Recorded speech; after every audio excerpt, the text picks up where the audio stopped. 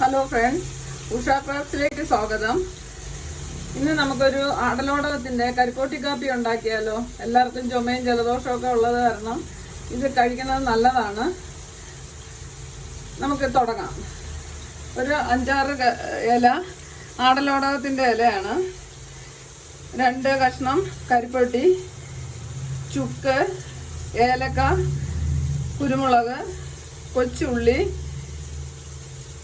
ഉലുവ, ജീരകം, ഇതെല്ലാം ആവശ്യത്തിന് നമുക്ക് എടുക്കാം.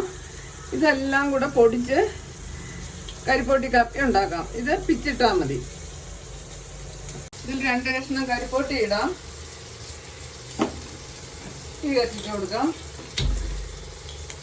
നേരത്തെ പറഞ്ഞ സാധനങ്ങളെല്ലാം ചതച്ച് വെച്ചിട്ടുണ്ട്, അതിട്ടു. ഇല പിച്ചിയിടാം.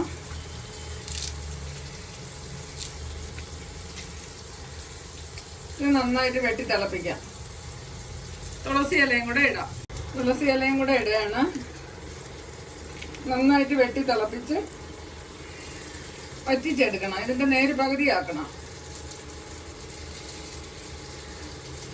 കാപ്പി പകുതിയോളം വറ്റിയിട്ടുണ്ട്. ഇതിനെ അരിച്ച് ഗ്ലാസ്സിൽ എടുത്ത് കഴിക്കാം. കാപ്പി അരിച്ചെടുത്തിട്ടുണ്ട്. ഇത് നല്ല മരുന്നാണ്, ചുമയ്ക്ക് നല്ല ഔഷധമാണ്. ഇത് 2-3 പ്രാവശ്യം കഴിക്കുകയാണെങ്കിൽ ചുമയെല്ലാം മാറും.